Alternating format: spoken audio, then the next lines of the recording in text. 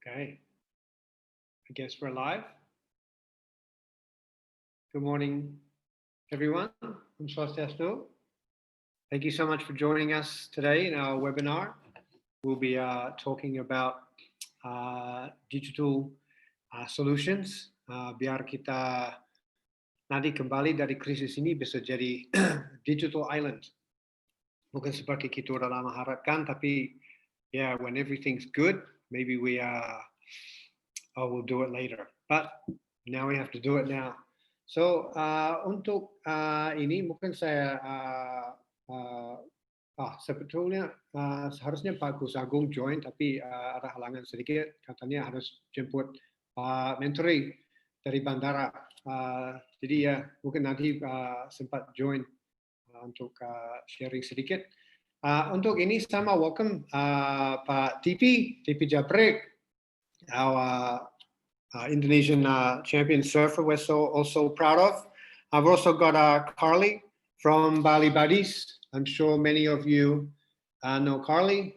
Does a great job marketing many of your activities and many of the hotels and promoting this island in a very positive way. So today we're going to be discussing a few ideas about marketing the island and how we can recover dari krisis ini. Karena memang kita yang paling menderita sekarang itu tourism. So gimana caranya kita kembali lagi dan biar kita ada kepastian gimana caranya biar kita bisa cari revenue now. And then biar kita juga ada jaminan nanti kalau kita udah buka lagi mulai dari domestik dan nanti untuk yang turis asing juga, mungkin terutama Australia, our biggest market. So maybe first I'll start with TP.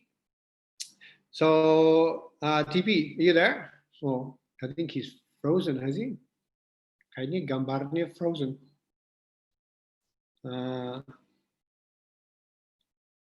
Let me see. TP, can you hear us? Okay, mungkin ada masalah ini teknis, ya. Okay, that's easy. We can just start with you, Carly. Hang on, we'll unmute you. There we go. Oh, sorry, I just muted you again. Unmuted now.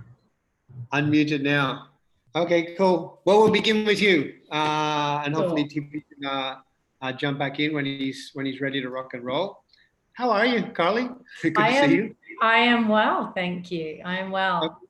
Hi, everyone. Do you want to do just like a short little introduction? Maybe there's.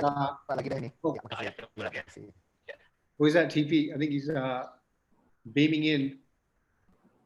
Okay, maybe not. TP, are you there? Okay, kayaknya masih ada masalah. Okay, so no worries. We'll start with you, Carly. Do you want to just give a very short introduction, Bali Buddies, what you do? Yeah. Sure. So Bali Buddies has been around now for 8 years, and we promote everything, all things Bali, where to eat, drink, stay, and play. We work with the numerous businesses across the island, from hotels to villas to homestays to activity providers and different service providers. And we consider ourselves to be the Aussies' online guide to Bali. Our main market are Indonesian expats and Australians, and that's who we target all of our marketing towards. Yep. Cool. Okay. Tell us a little bit, during this crisis period, we've noticed memang ada banyak channel untuk untuk promoting Bali from you, and then there's many others. What have you been doing during this period? I noticed some people are really trying to really help Bali. Others are just gone and like, oh yeah, maybe they'll come back when everything's happy again. What's been your main activity during this time? Yeah, so we did ask ourselves this as a company before we started. when it came to COVID time, we're like, okay, well, what is our job during this time? Because it's obviously been a difficult time for our company, as it has for everybody, because we all rely on tourism. And what we came up with was we had 4 responsibilities during this time. And first and foremost, it was to keep all of our audience updated with travel requirements and any travel decisions that were going on with related to Bali and other countries traveling here. So that was our number 1 duty. Number 2 was to support businesses as best we can during this time. And we've done things like giving free listings to food delivery services and things like that to keep trying to get what business there is on the island left, keep them going with some life. The third thing was to support different charity initiatives happening on the island during this time. So we've attached ourselves to about 3 or 4 of the different initiatives happening here at the moment to support the people who are running out of money. And fourth, and probably most importantly for all of us, is to keep everybody what we've been calling #Bali Dreaming, and keep Bali in the forefront of everyone's mind as their post-COVID holiday destination. Okay, good. Ya, ini memang yang saya lihat kalau di post ini kali memang untuk keep the dream alive. Jadi biar kita orangnya tetap engaged. TB, we thought we lost you, mate. You're back. TB, can you hear us? Oh, I think he's cut out again. Oh, there he is. Yeah. Oh, you're there? Yeah, I think How my are you, computer mate? was. Yeah, my Okay. computer you was can hear? frozen. Okay, no worries. Yeah, I can hear it perfectly. Okay, good. TB, first question for you, mate. You know all the Australians. You pasti ada banyak teman yang yang udah biasa sering ke Bali. Tapi sekarang banyak yang lagi menderita juga. Kira-kira itu gimana sekarang? Has everybody forgotten Bali, or are they too focused on their lives, or what? Are they going to come back? Like I think Bali is a really have a big part in Australian people, because most of them been to Bali. They always have Bali in their almost like as simple as their weekend destination. If you're from Perth, you can just come here during the weekend. So I'm pretty sure that every Australians, they would like to come to Bali, because the other day, like as Lindy Klim also mentioned, like she have a lot of friends that would love to come to Bali, and all my friends, they all in Australia, and they said, hey, when can we come? Because right now there's a lot of information about when's the airline, this and that, but the number one thing right now, I think, just make sure Bali is safe for them when they come. Good. So you're confident once we're open, mereka pasti balik lagi, ya?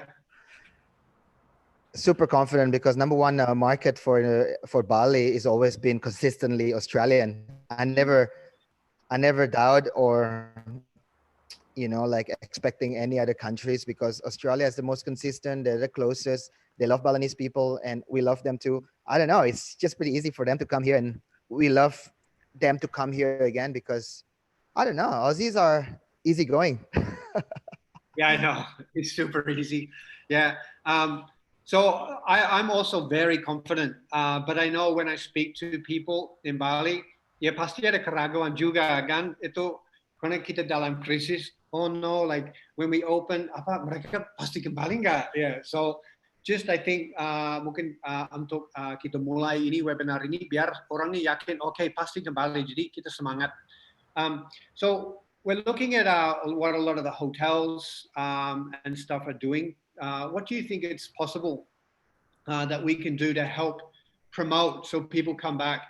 Mungkin yang pertama kan untuk keamanan, biar kita meyakinkan, it's safe, it's they can come where we have all the protocol. Apa lagi yang kita bisa lakukan biar nanti kalau tamunya, biar so they don't forget us, so they really want to come back. Yeah, I think the funny thing is, if we combine, like I have maybe 100 Australian friend, Chris have another 100, and all the hotels in Bali, they have a database of a lot of Australians. So rather than like rely on the media or the news regarding Bali. The best is for us to be actively sending information, from businesses like like for example, I have a hostel, for example. I would love to reach more of my clientele, like our market, sending them like information when we open, what kind of service do we want to give them. Maybe, like the healthy protocol is one of the big part for opening businesses. Of course, we can involve that, saying, hey, Bali is safe. We also taking care of our businesses, making sure everything is safe in our business.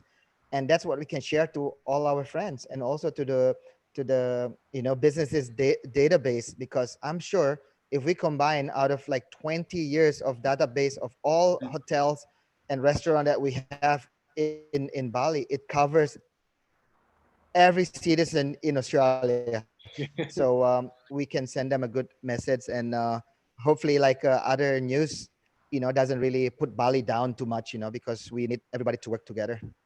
Absolutely, mate. That's such an important point because, like you say, so many Australians have been here. They're all in someone's database. All right, let's use that database, start getting out, use the local media partners, use local hotels, everyone spread it, and make it personal.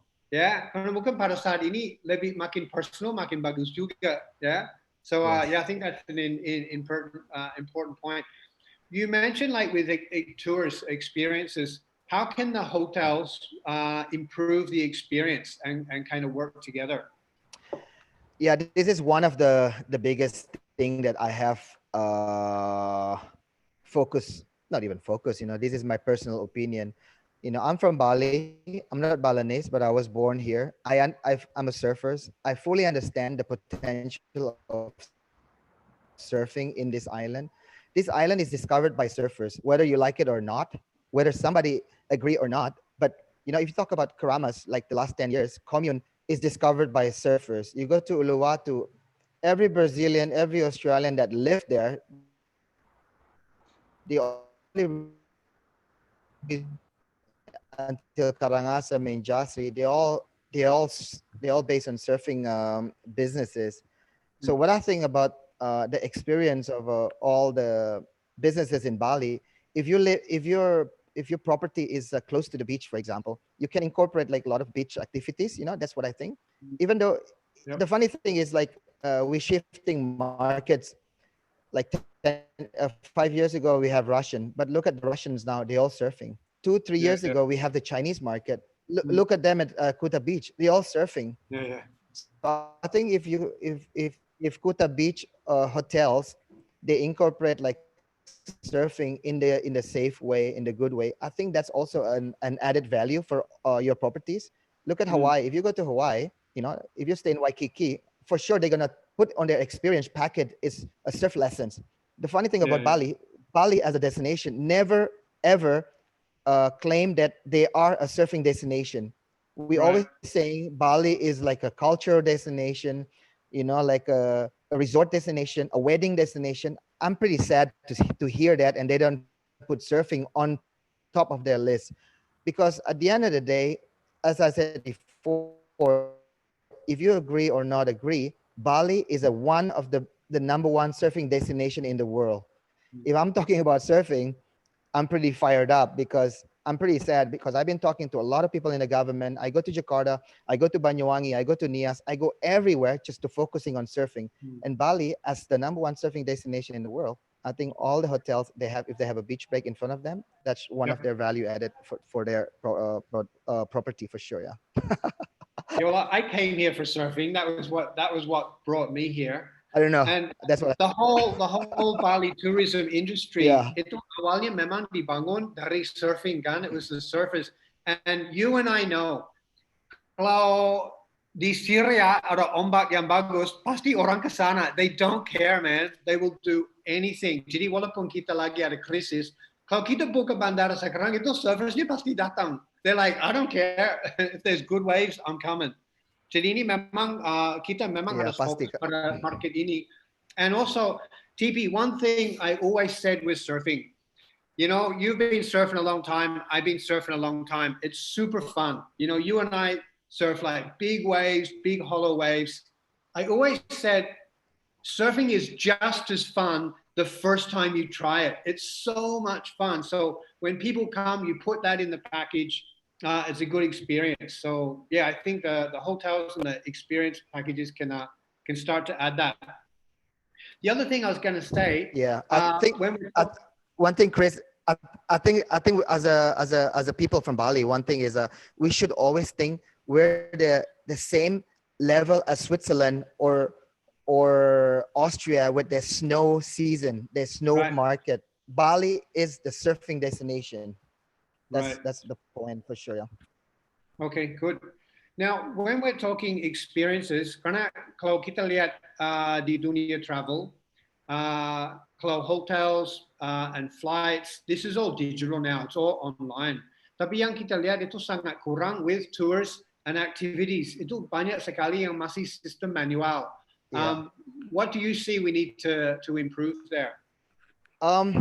I think this is one of the most interesting moment that we have with Corona, because these days nobody want to do like a, like a full contact, like payment, with money, signing paper on the beach for your parasailing, for example, with all the this like at the end of the beach, everybody know that you're already registered online, e-payment, because I think if we go to a party, for example, everything is digital now. You don't. I think at the end of the day, tourism should be like that. It should be, and then also it also cut off the feeling of getting ripped off, because that's what Yeah. happened these days. Because if you know, the story is, oh, I came here yesterday, the price is different. But if is everything digital, you can see it online, e-payment, what do you QR code when you come to the beach, and everything is registered. I think that's the future. Yeah. And contactless. We don't have to touch tickets and stuff like that. Yeah, definitely for Yes. sure. Um, One thing with when we open, kalau kita buka lagi itu pasti awalnya kita buka dengan domestic tourism dulu. Yeah. Now for the activity partners yang lagi hadir today, bukan mereka pikir, oh tapi kalau domestik, bukan mereka nggak terlalu semangat with adventure seperti mungkin turis asing. Ada juga, tapi mungkin like say like you do a ATV ride or cycling. Yang kalau dari pengalaman saya itu kebanyakan itu memang turis asing. Mereka datang ke sini, they want to do adventure. Kalau tamu domestik banyak yang datang, mereka mau santai aja. How can we encourage the domestic tourists to start doing a bit more adventure so we can get the activity operators back online? I think I'm pretty sure the domestic market is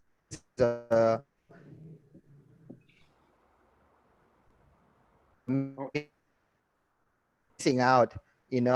If international tours are doing a lot of activities, adventures, climbing Mount Batur, doing this ATV, going to the rice field, parasailing, surfing, whatever.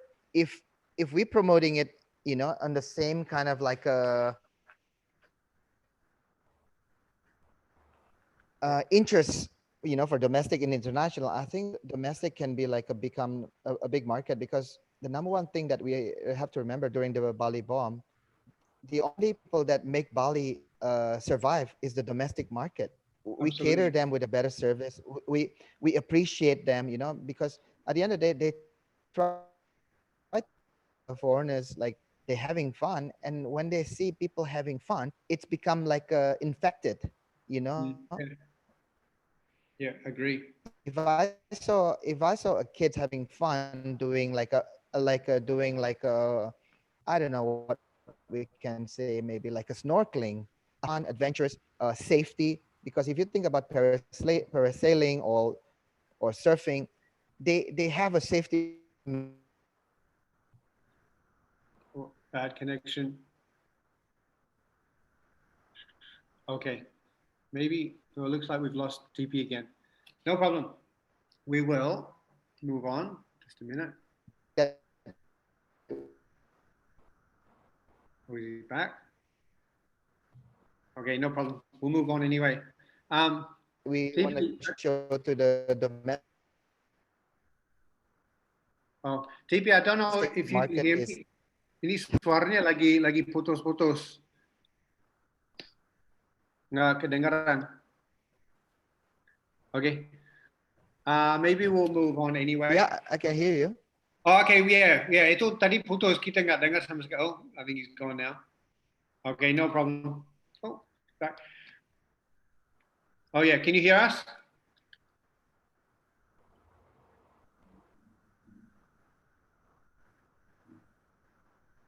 Okay, we'll go on. We'll move on anyway. So I think what TP was saying was kalau dengan domestic market, mungkin kita harus encourage sekarang ya. While there's Yeah, I can no, hear you. oh, you there? You can hear? Hello, Chris. Yeah. Sorry, tadinya suaranya putus. So I think what you were saying, we can encourage the domestic to do more activities. Ya, sambil nggak ada belum ada orang asing di sini, turis asing, ya mungkin kita bisa encourage for them to try other things. I don't know if you can hear TP. It looks like he's going again. Okay. We'll move on anyway. So now, sekarang kita mau bicara solusi digital. Well, here we go. Solusi digital. And we're going to start with 3 solutions yang saya mau jelasin. So I'm just going to share my screen here. Here we go. Hopefully everyone can see that. Okay, good. Jadi ini tugas saya dari Bali Tourism Board untuk mencari solusi digital yang kita butuh untuk improve the customer experience and then also for the operators biar semuanya lebih jelas, biar kita bisa nambah revenue and improve the image of Bali. So 3 things I will speak to you about today. The first one, your experience management. The pay now, stay later deals yang ditawarkan dari hotel and how you can benefit from that. And yang ketiga itu Wi-Fi monetization. So let's start with the pay now, stay later deals.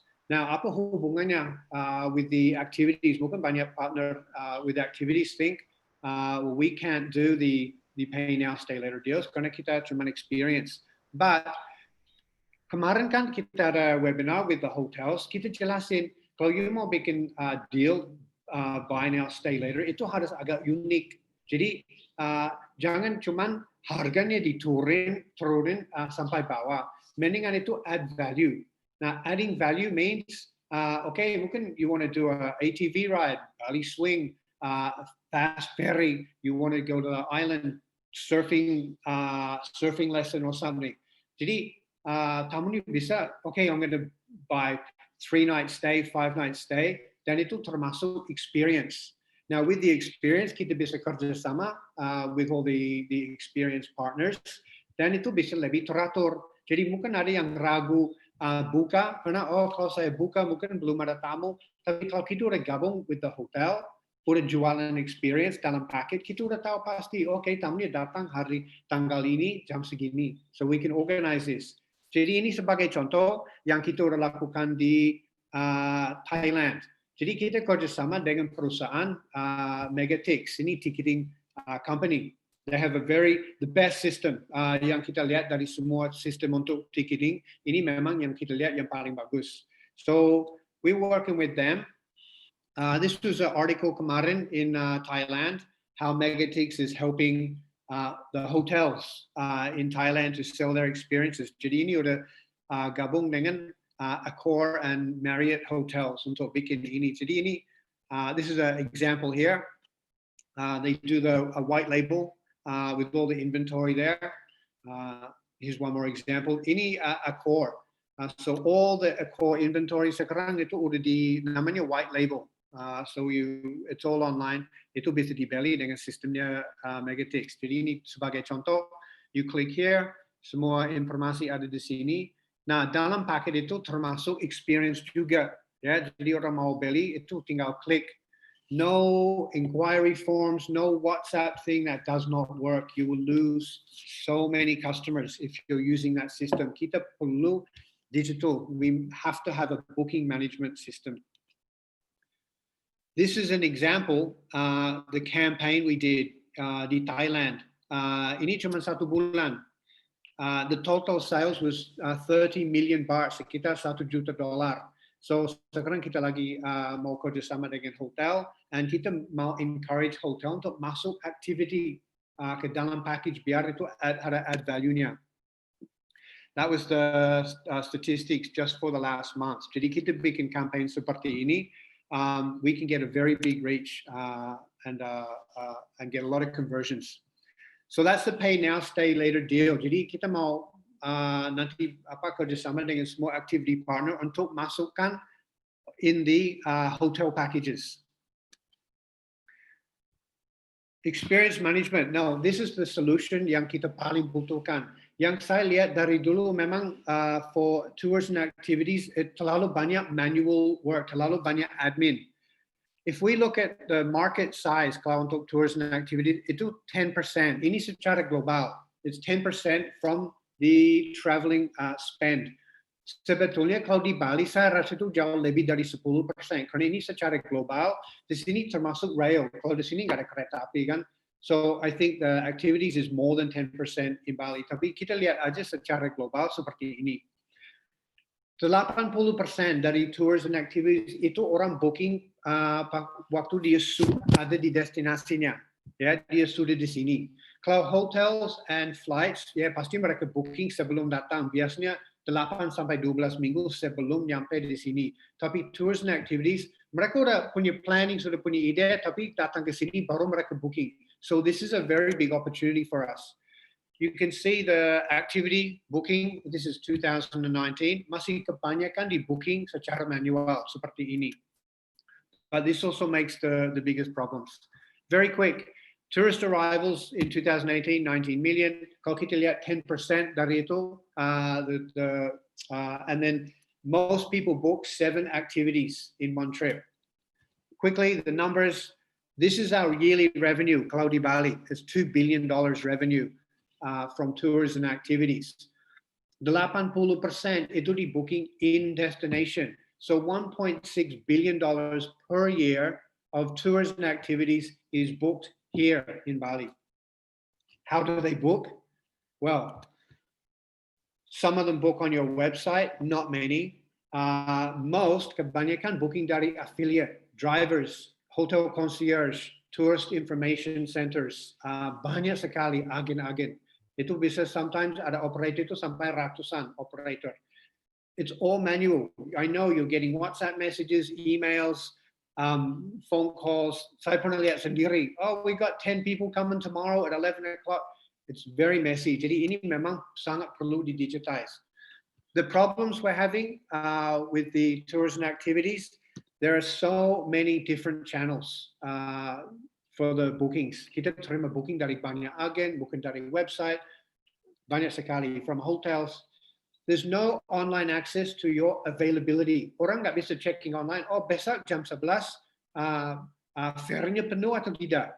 Kebanyakan kita booking, we go there. Oh, the boat's full. You can go later at 1 o'clock. This makes problems, and the admin is still manual. If we look at hotels, kalau penerbangan juga sama.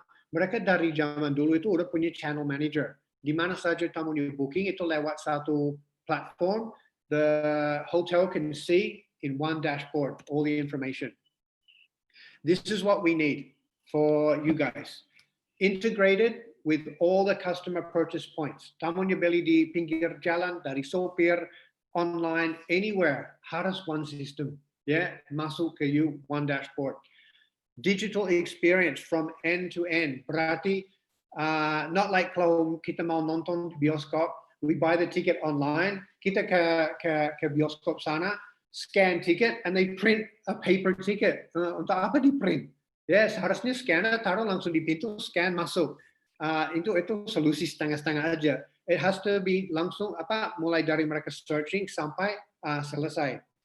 And karena digital itu harus bisa promote promote Bali and promote your business. So again, kita kerjasama dengan Megatix yang sekarang udah ganti logonya, udah apa? Bukan logonya apa? Their name, it's the penampilan kayak gini sekarang. So we created baliapp, so we can we're working together with them. Itu powered by their technology. So kalau kita lihat, where do people buy tickets to your experience? Yang pertama, they buy on your website. Nah, hopefully you sudah ada website yang bagus dan kita bisa bantu untuk meningkat direct sales. Ini paling menguntungkan untuk activities. Yang kedua, point of sale, jadi itu on the spot. Tamunya datang, dia beli langsung on the spot. Yang ketiga is the affiliate. Nah, ini mungkin yang paling banyak. Yang saya lihat dengan activities di sini itu minimal 80% is from affiliates. Banyak sekali. But this is all messy. We need all this to go to one place, one dashboard, so you can see everything, no confusion. So if we start with the website, you need to have a booking engine, no inquiry form, and no WhatsApp thing. The biggest markets in Bali, China, they don't use WhatsApp. Australia, I think only 12% orang Australia pakai WhatsApp, dan mereka nggak biasa pakai untuk booking or anything like that. It's not effective. You need a booking engine. So mereka mau booking and they can do langsung payment gateway, everything. And for payment gateway harus disediakan semua. Credit card, PayPal, GoPay, AliChat, WePay, everything. You must have everything. Kalau saya biasa dengan bank transfer, yang lain pakai credit card, yang ini suka GoPay. You have to have everything. Yang kedua, kalau point of sale, ini juga perlu digital. And then yang ketiga, affiliate. Saya kasih sedikit contoh. Your affiliates, kita bisa kasih aplikasi ini, semua inventory bisa masuk di aplikasi. Jadi ini walaupun orang di pinggir jalan, they can have this di HP, tamu dia datang, oh I want to do ATV, I want to do elephant ride, I want to go snorkeling, apa saja mereka mau lakukan, semua inventory ada di sini. Jadi tamunya tinggal pilih, okay, you want to go and do, where are we? Here we go. Trekking misalnya. Okay, dia bisa langsung pilih di sini, tanggal, pilih jamnya mau berangkat, how many tickets they want. Nah, dia mau check out, dia langsung bayar di sini. Ya. Jadi ini cara yang jauh lebih gampang, jauh lebih jelas. Untuk tamu juga lebih yakin, oh ini bukan penipuan, ini secara resmi. Yeah. Now for you get the booking. Jelas juga, tidak perlu WhatsAppin, no emails, no what other system, no calling. Okay, ada tamu datang besok. So this is very simple. Yeah. Jadi after we do this, the guest buys the ticket. Mereka tinggal buka email, like, oh here we go. Dia tinggal buka email dan dia langsung dapat QR code. All the information itu ada di emailnya. All the details. Jadi ini juga jelas. Jangan sampai tamu ini datang, oh katanya ini termasuk ini A, B, C, D. Oh no, yang you beli itu paket A. Jadi itu penjelasan di sini itu semua. No confusion nanti. This ticket mereka bawa ke venue, ya. Yeah? And then the staff punya aplikasinya kita juga. Jadi itu staffnya buka aplikasi, di bawah ada scan tickets, mereka pencet scan, and then they just scan the ticket. Done.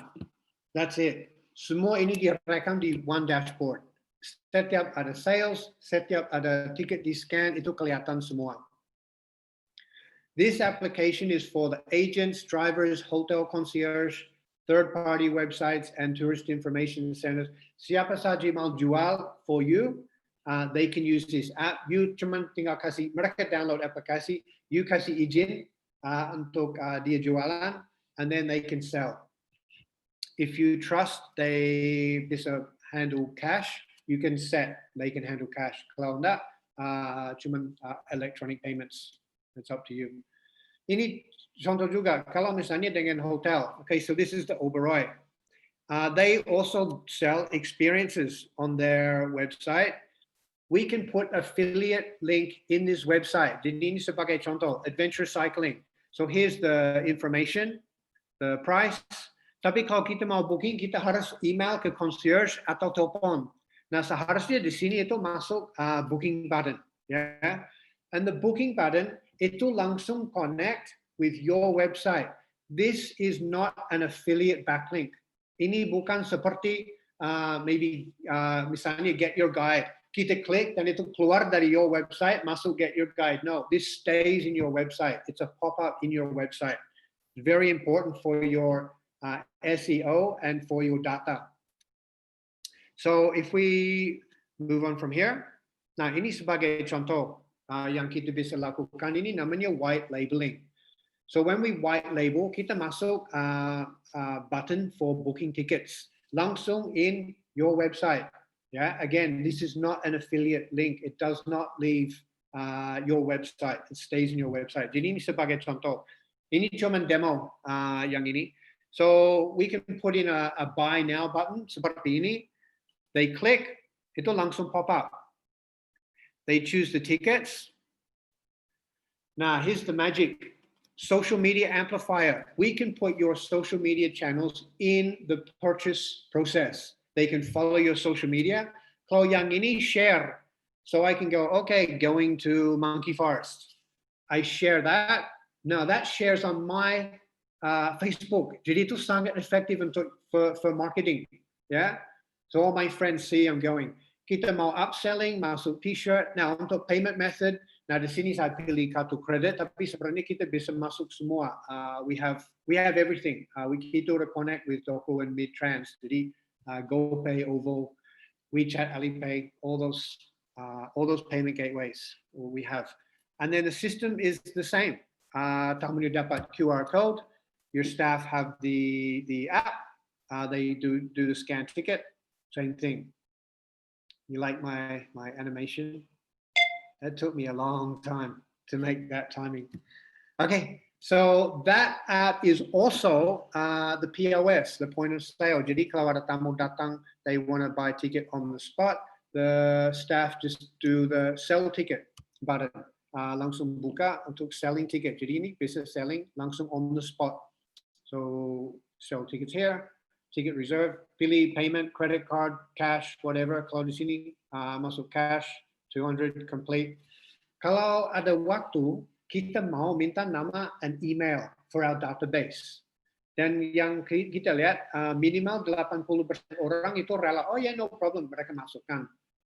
Ada yang nggak mau, oke di sini kita bisa skip. Atau banyak yang ngantri, kita nggak ada waktu, kita skip aja. And then done, they can go in.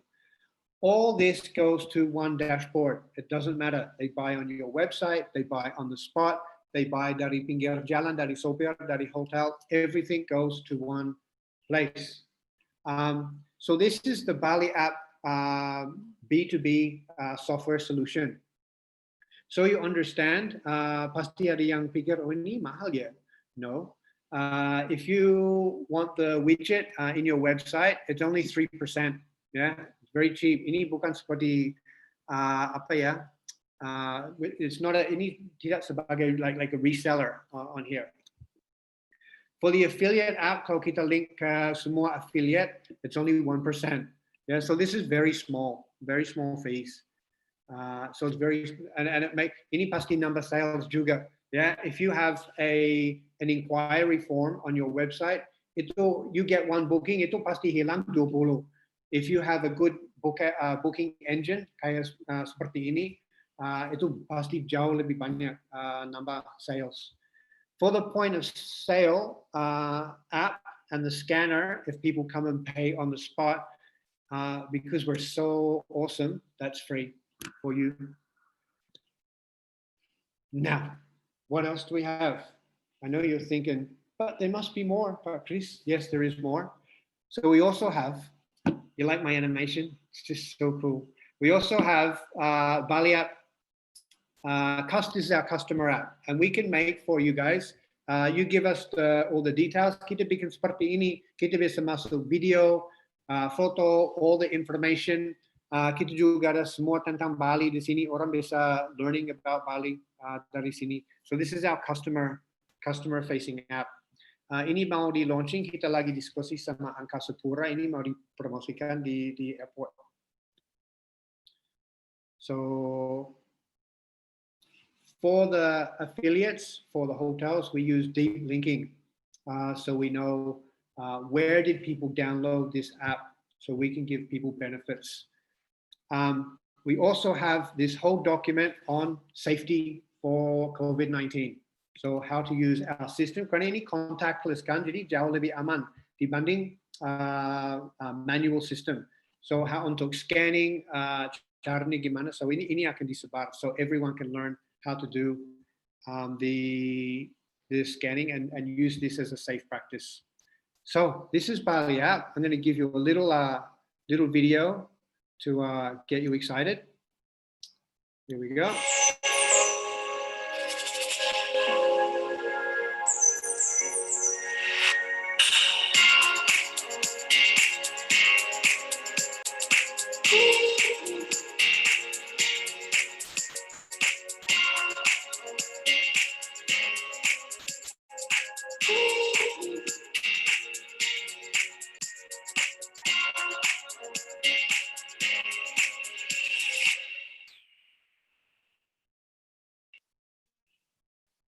Okay, what do you think of that? Pretty cool, hey?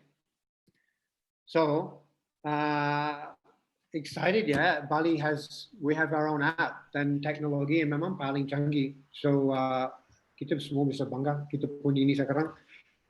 Ini sebenarnya kita mulai pas sebelum COVID, krisis ini, kita udah mulai dengan baliapp after a long time of development. Baru kita mulai launching and then krisis ini. So no problem, kita sekarang kesempatan untuk kita fokus. Biar nanti kalau tamunya datang, everyone is ready with the digital system. So this is now yang ketiga, solusi yang ketiga. Ini saya agak cepat aja with this one. It's just if you have Wi-Fi in your venue, in your waiting area, in your wherever, this is a cost center. You pay money for Wi-Fi karena tamu ini memang butuh Wi-Fi. How can you change your Wi-Fi from a cost center menjadi revenue center? So we have technology. Ini namanya captive portal. You maybe know if you go to hotel, kan hotel pasti selalu sediakan Wi-Fi. Ini namanya captive portal. Kalau kita join Wi-Fi itu pasti ada pop-up. Masuk username, password, atau mungkin harus ikut dengan social media, Facebook, something. Tapi ini menjengkelkan orang nggak suka kasih data. So kita punya solusi yang jauh lebih bagus. So ini contoh, saya kasih video. This is if you want to connect with the Wi-Fi with our solution. So people can advertise. So ini contoh, orang mau connect with public Wi-Fi. Kalau yang ini toko di Prancis, called Fnac. They have 800 toko di sana. Connect to Wi-Fi. Do you want to charge?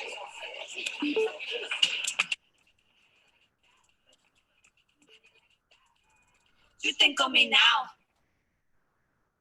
So that's it. They connect to your Wi-Fi. Ada video yang harus ditonton 5-10 detik, nggak bisa di skip. Tapi setelah video sudah selesai, itu langsung ke landing page. Terserah you mau landing page apa, and that is it. Mereka udah connect.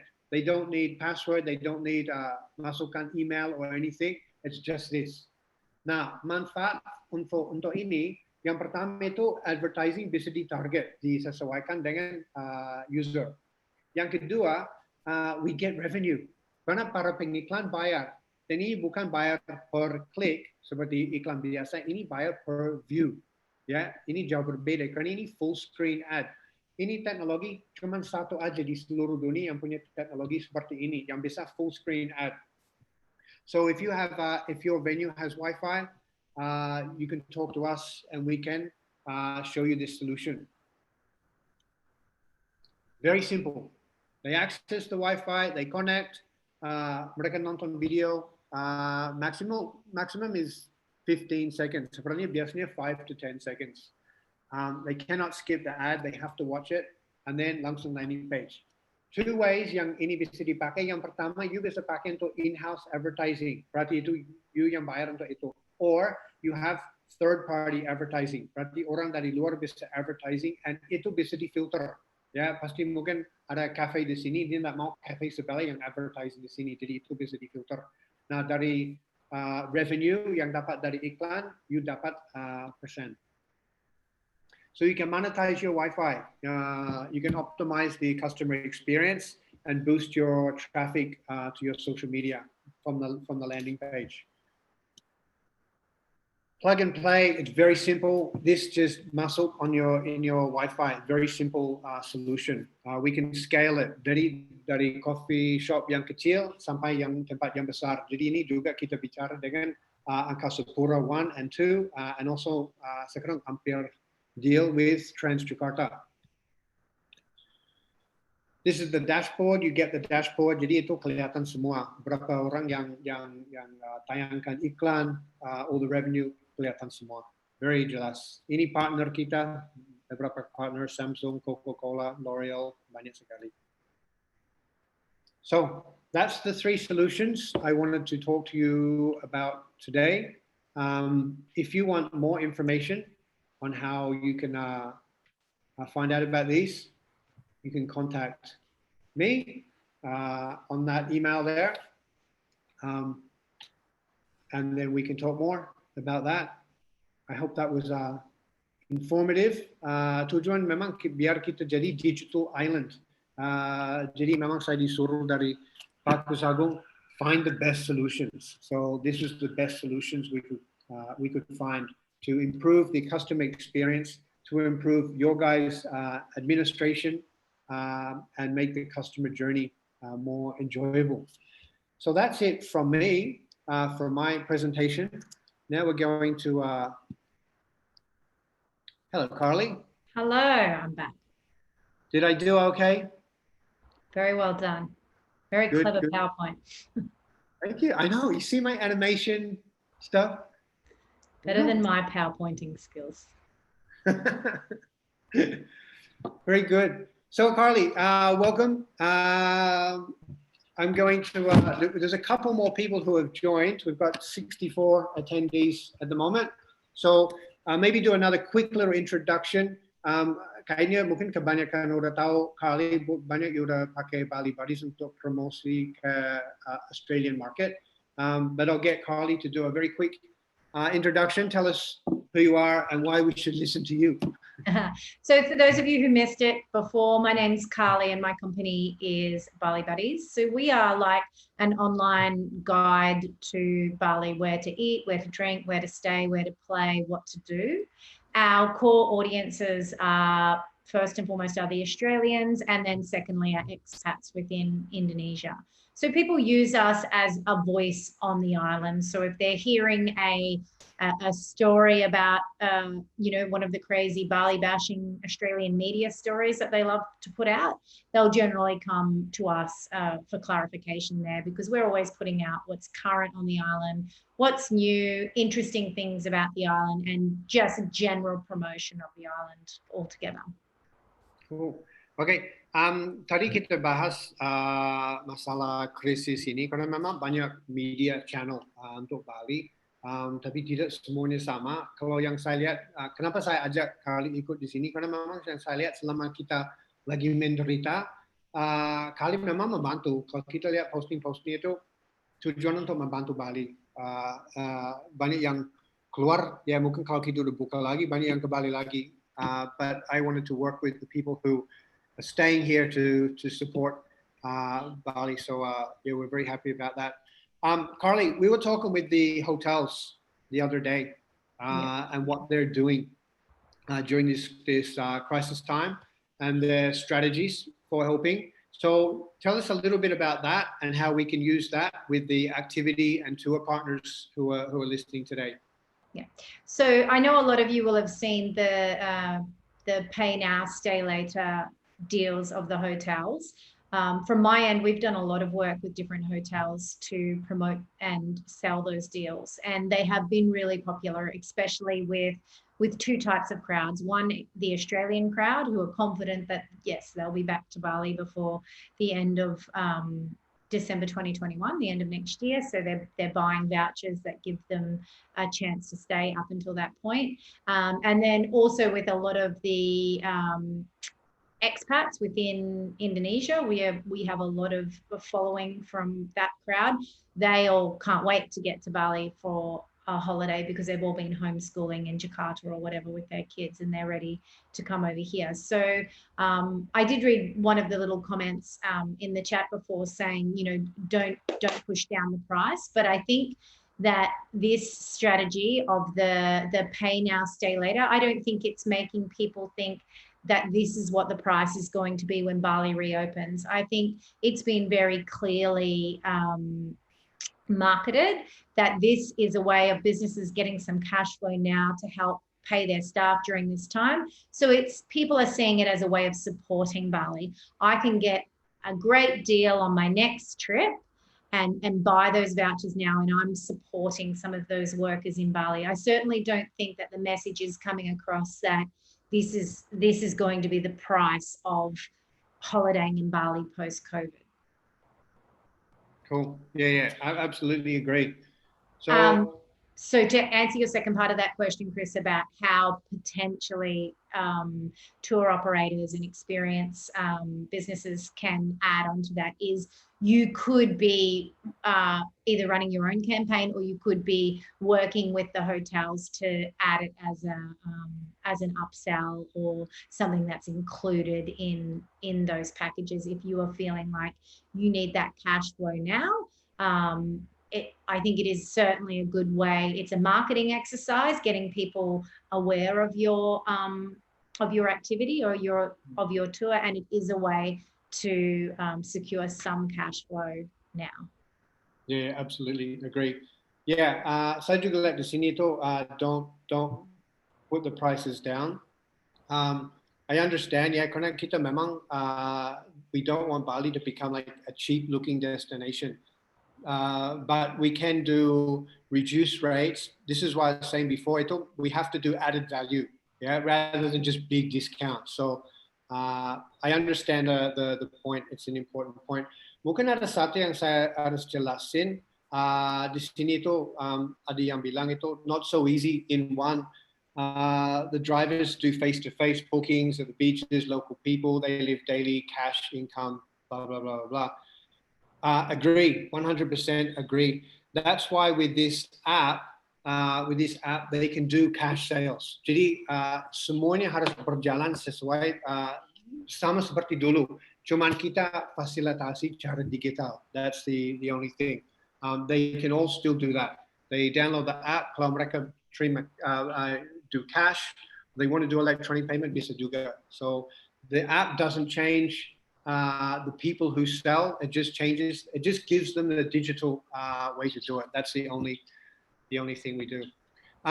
Carly, we now have to implement new safety protocol.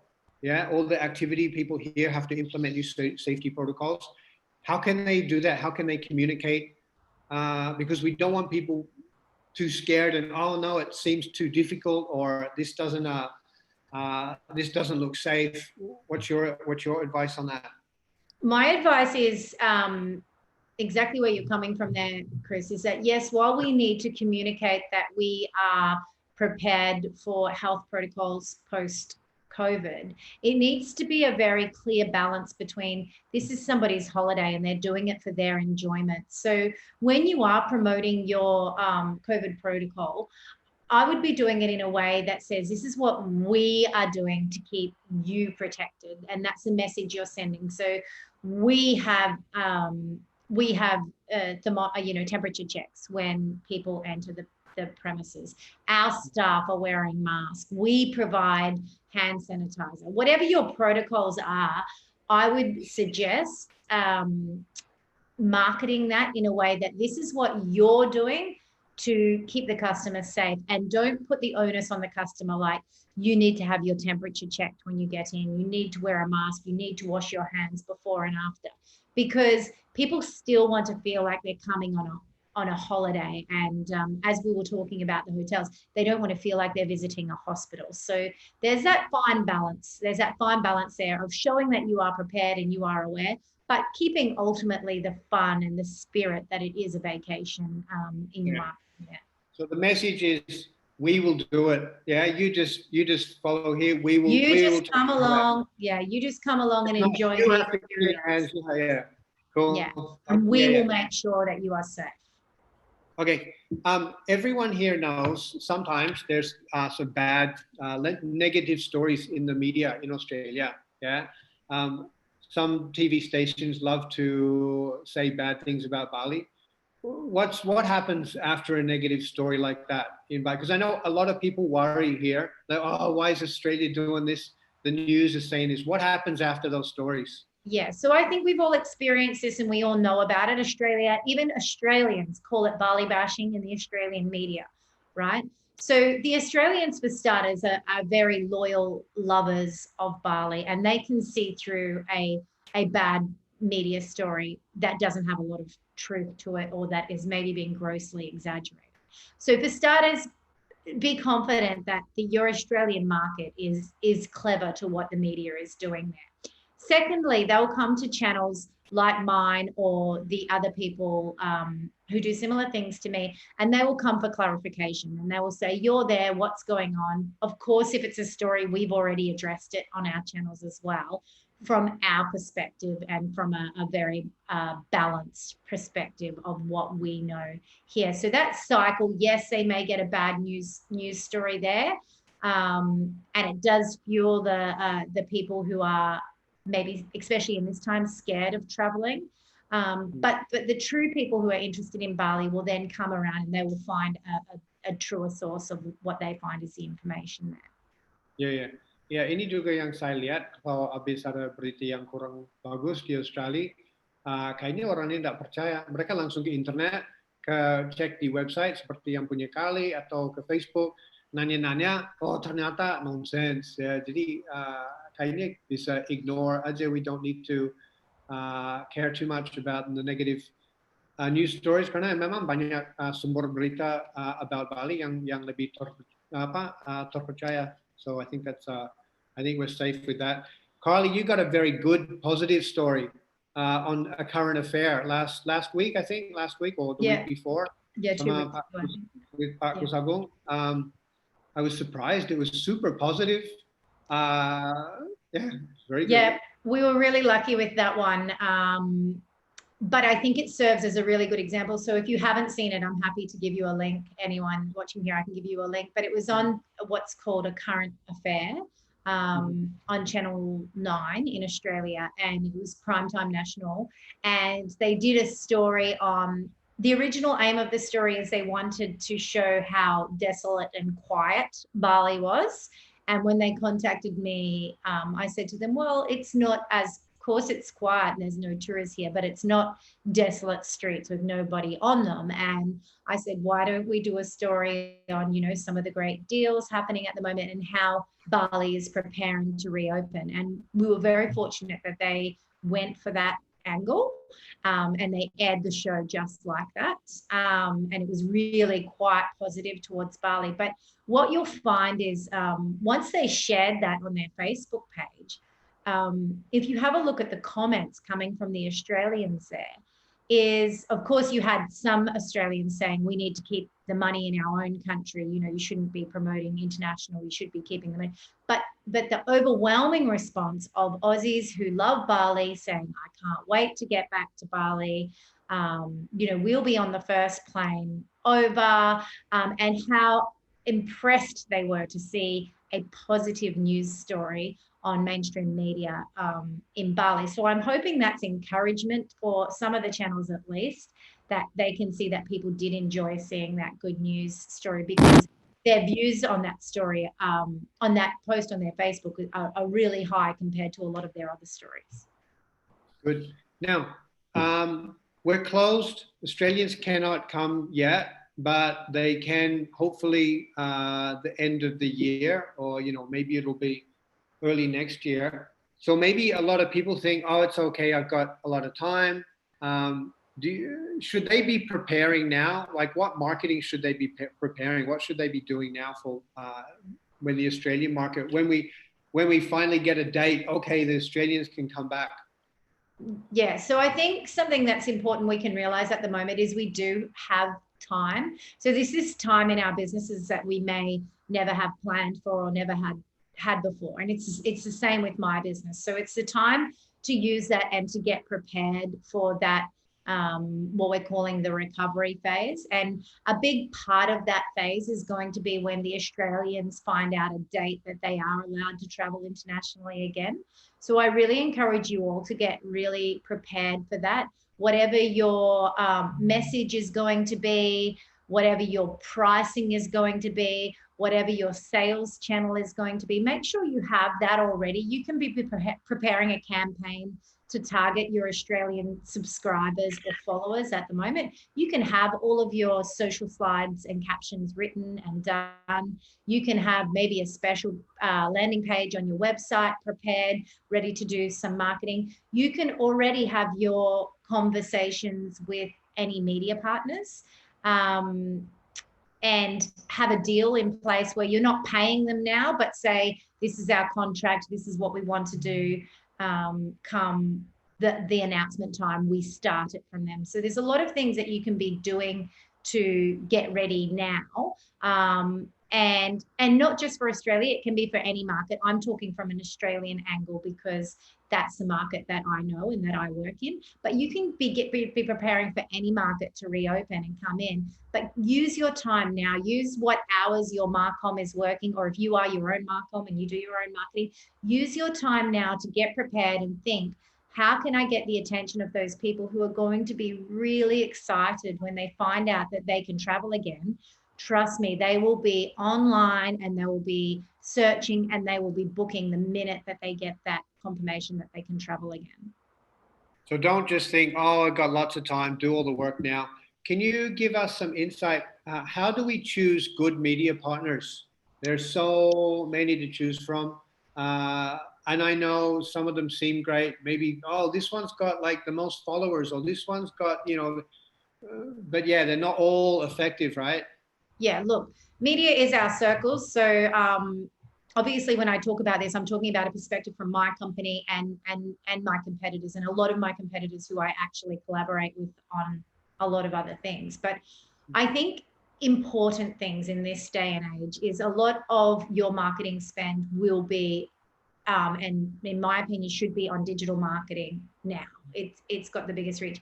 If you are investing in digital marketing, it's digital. So you should be able to get from those marketing partners a very detailed report on how many people that marketing is reaching, how many clicks there have been. So the first question you should be asking when you're going to be doing any type of digital marketing spend is, what type of reporting are you going to get? You want to be able to calculate your return on investment at the end of that agreement with that media partner. So I would encourage that the first question you ask is, what kind of reporting am I going to get out of my agreement with you?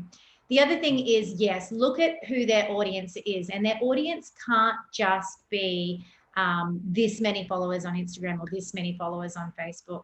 You need to look at the demographic. Who are those followers? Are they male? Are they female? What countries are they from? What age group are they? And are they people that are sitting on those people's websites as well? Because we all know that this day and age, it's easy to have a big Instagram and social media following. It's easy to buy those likes. And I know many companies who have bought their likes so that they look more popular. But that is not what is important. Having the most Instagram and Facebook likes is not what's important. What's important is how many people can you get reading that information. And most of that valuable information will be sitting on their website. So you really need to be looking at analytics there too. The third thing is when businesses are doing promotion for you digitally, are they giving you a backlink directly to your website? Because that doubles your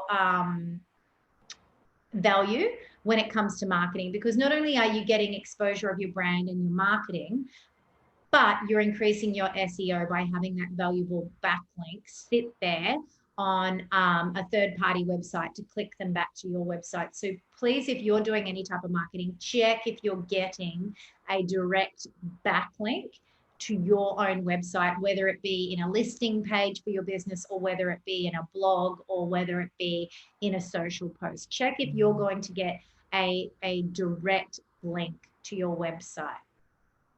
Ya, ini penting juga, kita selalu harus lihat di analytics. Kalau kita ada marketing campaign yang digital, hasilnya harus kelihatan, harus bisa lihat. Okay, we did posting here. What was the result? Yeah. In that same conversation, Carly, with using influencers, I know lots of people were using influencers. Some are good, some are not so good. They can be very effective. Yes. But we have to be careful. Bali's had this weird wave over the last couple of years where it was like, oh, influencers are the best thing since sliced bread, to now influencer is nearly a dirty word amongst a lot of people because they're constantly getting harassed to give away free product.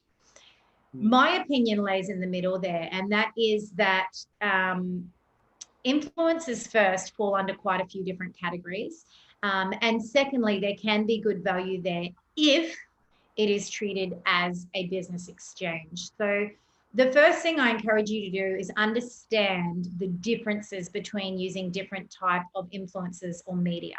So are you using them as a content creator? Are you using them because you think that they can get you content for photos and images and videos for your social channels and website? That's a very valid use of an influencer. Okay, are you using them as a content creator? Are you using them? If so, all you need to do if you're using them as a content creator is check their work, check that the type of images and videos that they're doing match your branding, and then give them direction on exactly what you want. Tell them, this is what we're exchanging for this many high-res images, this many 15-second videos, a 1-minute video, you're going to have photos in this area, this area, this area. Give them very detailed description of what you need. So you're either using them as a content creator or you're using them actually for their influence. So if you're using them for their influence, you need to check their audience and you need to check that their audience matches your target clientele. Okay, so you're not going to have, and you know, the example I used the other day is you're not going to have a young bikini model who, yes, may have 3 million followers, but she's staying at a family resort and telling all her followers about a family resort. Those two audiences don't match. Okay, you're much better using someone with a much smaller niche market who are talking to your actual customers. So are you using them for content? Are you using them for influence? Or are you using them in a media capacity that you want blogs and valuable backlinks and things like that for your business? So first of all, categorize how you're going to use them. Secondly, treat it as a business exchange. Whatever is agreed upon should be in a digital or a printed agreement that is signed by both parties with timelines for when it should be delivered. And then thirdly, I know that if the people watching here handle your own Instagram accounts and Facebook accounts, I'm sure you get messages every day like, hey, do you want to do a collaboration? Hey, babe, do you want to collab? And people asking for those exchanges on those platforms. I'm suggesting we take that off those platforms and your reply should be, hi there, or hello, for all collaboration requests, please fill out our application here. And you give them a link, which is a hidden link on your own website. So it's not one that your public customers can see. It's a hidden link that you give to them. They click on that and on there, they fill out exactly their proposal for a collaboration, what they're going to give you, and they attach their media kit. What that does is A, gives you some good SEO. It saves your Marcom team's time from replying to all of these people, and it weeds out the influencers that are not serious about the exchange because they're not going to be bothered to go on there and fill out that and attach their media kit. Okay, and then it one thing I forgot to add in earlier, because maybe some people are hearing like all this information. Mungkin ada banyak yang mulai catat-catat. We will put all this information in one PDF for you, and we'll send it to all of you. So if some people are thinking, oh, kok banyak informasi ya, nanti ini akan disebar. I forgot to mention that before. Yeah. So yeah, in my PDF that I've got to send out to you, I even have a link to an example of where we've helped a villa do this exact same thing and have a channel where influencers can apply, and they do apply. We've worked with this villa for a long time doing this strategy. And what we've seen by changing it to that is any product that is given away in exchange for content, influence, or important things like backlinks has been far more professional, and has been delivered and on a timely manner. So if you are going to use, and I just please said the info, yes, sure, I've already written that all up for you and I've got it all in a PDF, we'll email out. That kind of info can help you manage using influencers in a professional way. And if we all take this approach, all of our businesses, because I get approached by influencers myself for my business, if we all take this approach, it almost forms a barrier around Bali that we won't be getting hounded as much by the ones that are not so professional, the ones that are just coming here to get a bit of free things and think that they can maybe just slap up a photo on their Instagram and that's it. They've done their bit for the business. We get the ones who are actually treating it as a business exchange, and you'll get much more value out of it. So I'm not saying don't use them. I'm definitely not saying don't use them, because there is some good value there, but understand why you're using them and do it in a professional manner. Treat it as a business exchange. And this goes for if you are a restaurant, even giving away a free meal. Be very clear of what you expect, because it's not giving away something for free. You're exchanging. You're exchanging an experience on a diving experience or something. You're exchanging that for this. So it's an exchange. It's not giving away something for free.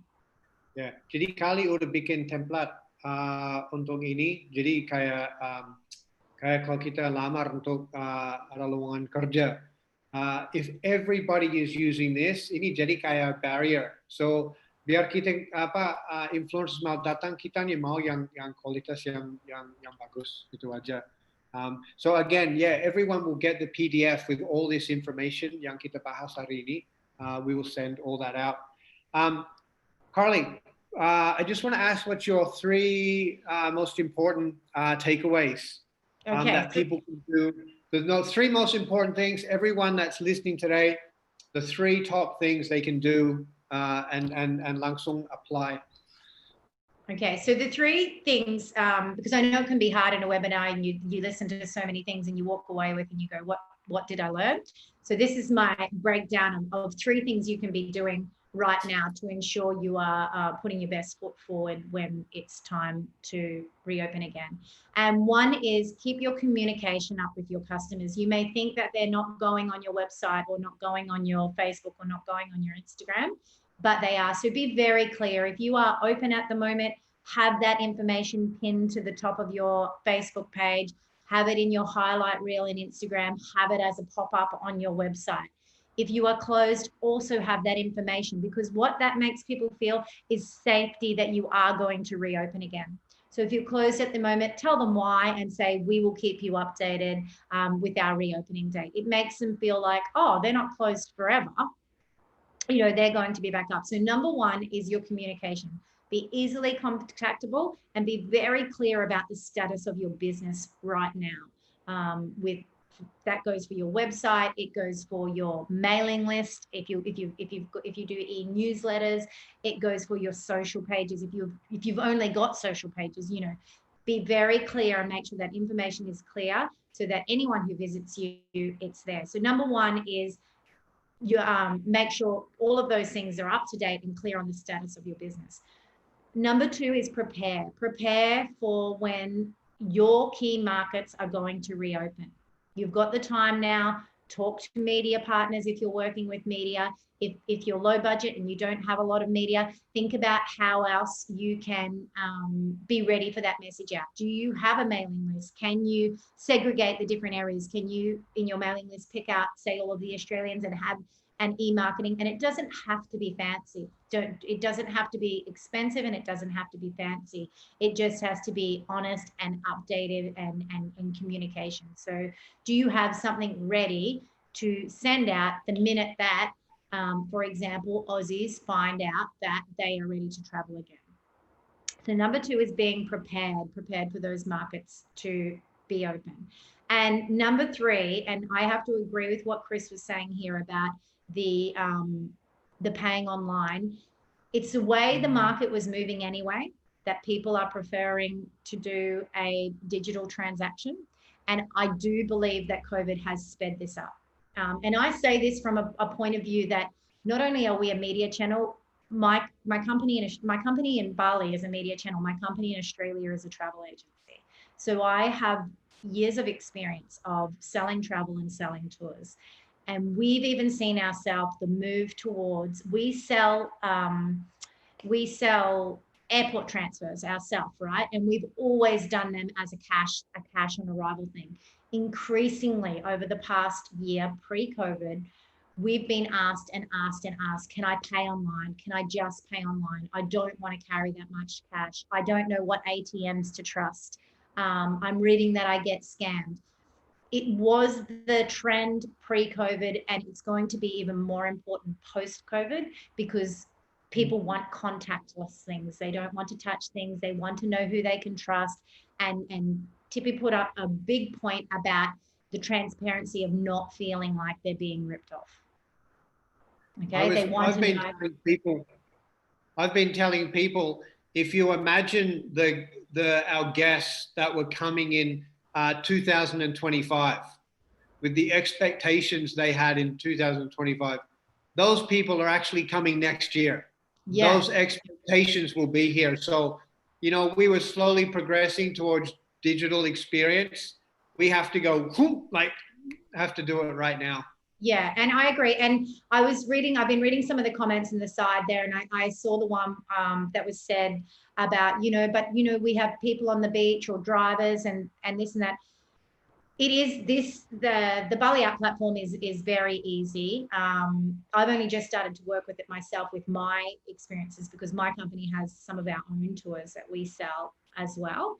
And I know how, I also work with a lot of tour providers on a commission-based thing too. And I know that you may have different agreements for commissions, or I know how it works on the street that, they will less and less and less the price until they can make the sale. You can still have that with a digital system. So don't worry that you're going to lose that. That can be done with different promo codes. So your street vendor, tour operator who sells the ticket to the safari park or wherever can say to their customer, oh, look, I can give you a better deal today because we'll use my promo code, and they can still give them that discount while making their commission. So it's just about thinking towards the future. We've got time now to settle down and think about the future. And this is the way, digital and online payment is the way that people are going to expect to operate moving forward. We see it with Grab, we see it with Gojek, we see it with Uber in Australia. They're used to it, they're comfortable with it, and we need to prepare ourselves and get ready so that we're not left behind with that. So to recap, the 3 top things is communication with your clientele on the status of your business, get prepared for the reopening of different markets, and look at a digital solution for being able to make your bookings online. Fantastic. Just on that point you made before, I know I was speaking to some of the drivers, and they were saying with the domestic market, because a lot of the drivers will take people somewhere, and the driver gets a commission on taking them to the zoo or wherever. They said a lot of the times with the domestic market, they've lost that commission now because they go with they pick up a domestic tourist. They're booking their experience on Traveloka. So they've already bought the ticket on Traveloka. So, and this is what I told them, you need to go digital. So this is why, with baliapp, we have the affiliate. So all the drivers, all the people selling on the beach, the side of the road, they can have the affiliate app. They sell just like they always did, but now it's digital. And the guests will be like, oh, wow, I just bought from this guy. I gave him cash or whatever it is. I get a QR code. Or I can, there's also a way we can do digital payments too, if they want to do e-wallets. In Australia, we can actually do it with a credit card straight on the app. Hopefully we can do that here soon too. But yeah, it's important that we bring everything onto a digital platform and improve the experience. All right, I think we've come to the end of our webinar for today, and we've still got 50 attendees. So that's pretty good effort. Good hanging in there, guys. If you've got any questions, I am reading them as they come I'm through. sort of. Yeah, and Tony, I agree with you that holiday is not only Bali. I agree with you that Indonesia has beautiful islands, but I think for us here on this webinar, it is about Bali. And from an Australian perspective, yes, we hope to broaden people's perspective on all of Indonesia, but Bali is where they're going to feel safest to come back to first post-COVID, because it's what they know. Bali is the gateway to Indonesia. So the easiest way for other destinations to promote their destinations is by adding on. It's like we're talking about before with the value add for a hotel. It's make it a value add holiday. Oh, you're coming to Bali for 2 weeks. Do 2 nights in Labuan Bajo, misalnya, or something like that. So the best way other destinations can promote is value adding to a Bali trip. So yeah, it's important. I've been everywhere around Indonesia. I've been to more islands than most Indonesians have. So I know myself, there's many beautiful places. Okay, very good. What's this? Thanks for sharing, Chris and Carly. Must appreciate your insights. Stay healthy, stay safe. We definitely will until we start surfing again. Yeah, hopefully we can do that. I thought the beaches were open. I went yesterday with my daughter and it was closed. Maybe it's like. I think it's some are open. In Sanoi here, we can go to the beach to eat at a restaurant, but not to this one. Okay, Yeah, good. no, All right. Well, listen, everyone, please stay safe. We hope there was you enjoyed this. We hope we gave you lots of good information. Again, we will send all this out in a nice PDF format that we will write. Carly and I are going to be very busy over the next 2 days putting all this together. But thank you so much, guys. Keep the dream alive. We're going to be open soon. Ini memang krisis, kita ambil kesempatan untuk memperbaiki yang mungkin kesalahan kita dari dulu, tapi kita terlalu relax. Oh, everything's good. Well, now everything's on pause. So let's take the opportunity. Biar nanti kalau kita udah kembali lagi, people come back and like, wow, Bali's improved. Firstly, less traffic, but yeah, everything will make it all digital, and let's all work together to make this amazing. Thank you so much, guys. Yeah, water semua. Om Santi, Santi, Santi, Om. Thank you.